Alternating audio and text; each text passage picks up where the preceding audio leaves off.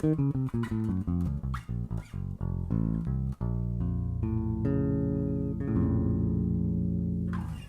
what's up everybody? Panasonic here with Inspire Bass, helping you to advance and inspire in the bass. If you're new to soloing on the bass and you're trying to get your bass solos to sound like they're going somewhere, well, this video is just for you. In this video, I'm going to show you a simple way you can create melodic direction with your bass solos. You can even use it with your bass lines. And the best part is, this works for any chord progression, even complicated chord progressions like giant steps. Let's check it out. Okay, so what I'm about to show you is a very simple way you can create melodic direction with your solos, and this will work also really well for your bass lines. And you can do this for any single chord progression. Doesn't matter how random the chords are, it will work. Okay, I call this the rock climbing method, and it's actually basically I've heard this called guide tones, I've heard this called voice leading. It's the same exact thing pretty much, but I like the analogy rock climbing method because, you know, I think of a rock climber. And when you're climbing a wall and you got these stones that you're reaching for the most part, you want to you try to stay with the, you try to reach for the closest stones, and then every now and then you might have to leap. You might have to reach for a stone that's far away. I picture this fretboard as a rock climbing wall, and your chord tones. Each chord tone are like rocks or stones, okay? And you have the ability to pick ones that are close, and then you every now and then might need to jump and reach for a stone or a chord tone that's far away. Now, there's really three different directions that you can accomplish with your bass solos. You can either descend, where you're descending in pitch, or you can ascend, and then you can also just stay put, stay in the general frequency range or the general note range of your solo. And where a solo or a bass line starts to lose a sense of direction is when you're just kind of aimlessly grabbing any chord tone. So it helps to have an overall framework for your melody. Now, when you'll listen to like the best solos or solos that you like a lot, there is this overall sense of melody actually that's there. There's an underlying melody that's happening. So let's take a simple chord progression, which you hear it in all styles of music. It's not just jazz, but we're going to take this chord progression: C major 7, A7, D minor 7, G7. Okay? The first step that you want to do is determine what direction you want to go. Okay? So we have three different directions. We can go this way, we can go this way, and then we can stay put. Okay, you can go down, go up, or stay put. The next thing you want to do is you want to map out your chord tones. What are your rocks or your stones on this wall? So the chord tones for C major 7 we have are C, E, G, and B. And you can find that, know where all those notes are.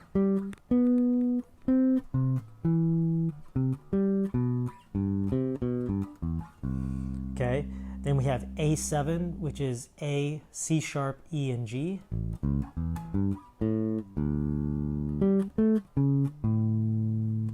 Okay, just get an idea or familiarity of where those notes are on your fretboard. Then we have D minor 7, which is D, F, A, C.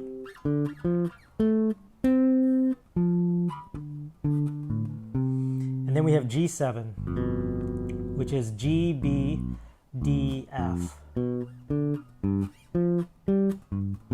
Okay, so the first thing is we decide on a direction. The next thing is we need to know where our chord tones is, and then at that point we now are just going to pick, one chord tone, or pick your first rock and then start moving in that direction. Okay, so this is how it looks like. Let's say I want to move down my fretboard, okay? Move to the lower registers. And my first chord tone I'm going to choose for this chord progression, C, A7, D minor 7, G7. The first chord tone I'm going to choose is an E. So this is my first rock. Well, if I want to move this way, what's the next closest chord tone for A7? It's going to be a C sharp.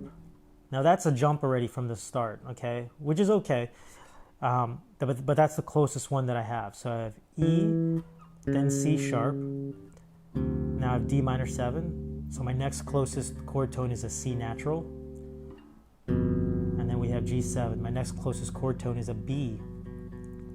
So my overall melodic framework is E, C sharp, C, B, okay? Now here's where you can really start to make your melodies have a sense of direction no matter what you're really playing. I will start to just play around this melody, okay? Play notes around this. I'm going to play notes around C sharp, play notes around C, play notes around B, and it'll still feel like this sense of moving downward.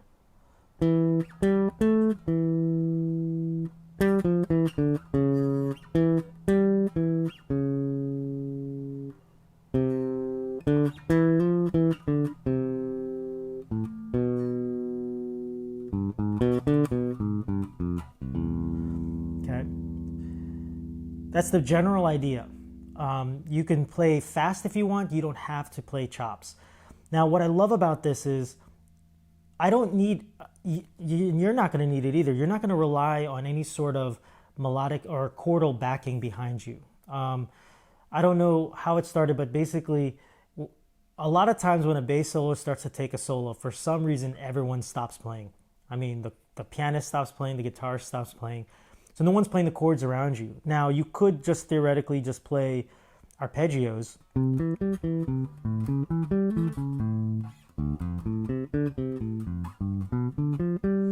And that will sound out the chords.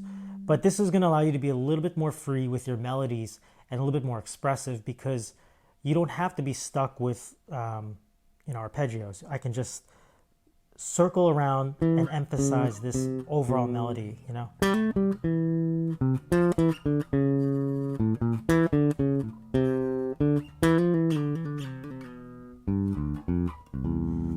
And your listener will be able to hear the chord changes already. Now let's say I want to ascend, move up, okay? So we have our chord progression again, C, A7, D minor 7, G7. Let's say I start on the root, C, for the first chord. For A7, my next chord tone is a C sharp. For D minor 7, my next chord tone is a D. And then for the G7, my next chord tone, closest chord tone, is an F. So I will have to do a little bit of a jump right there. So here's my melody, C, C sharp, D, and F. I can do the same thing again.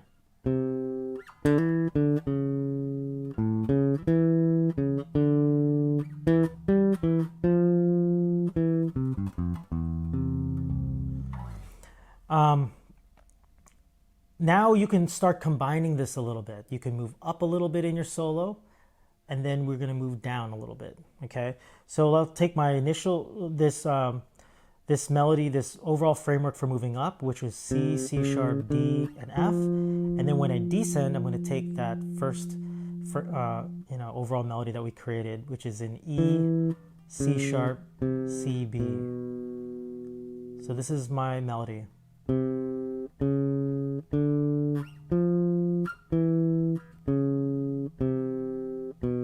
Okay, now you can play around it.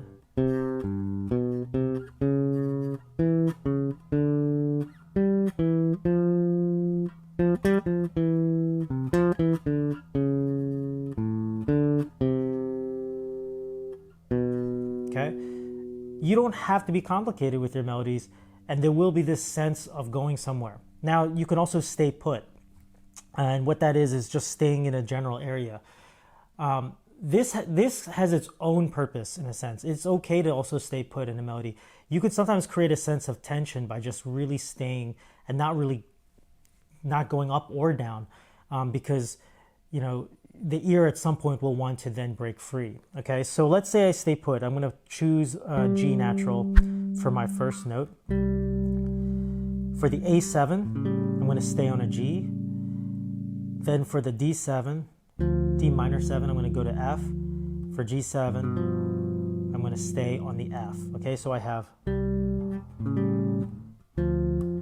my melody now is.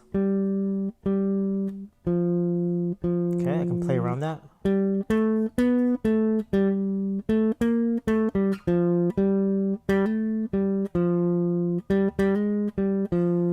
And now, let's say I now descend.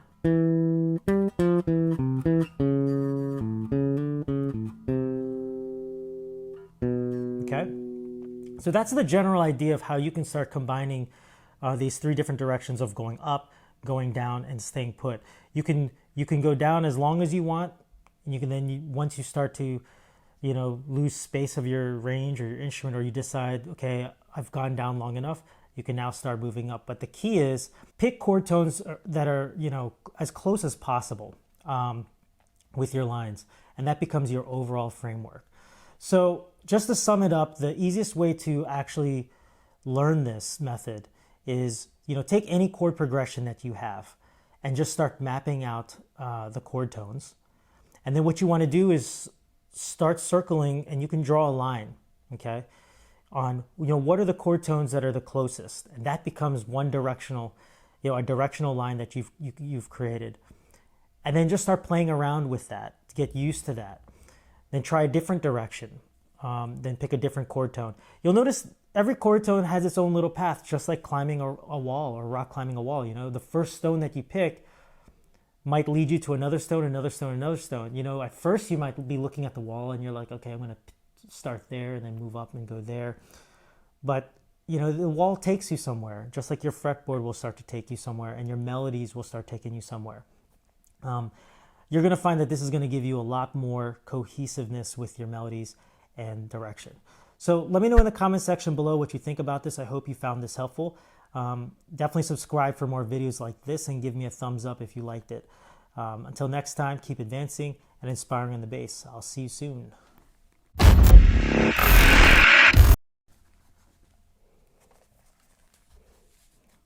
Testing 1, 2, 3. What's up, everybody? Pasuda here with Inspire Bass. What's up, everybody? Pasuda here with Inspire Bass, helping you to advance and inspire on the bass.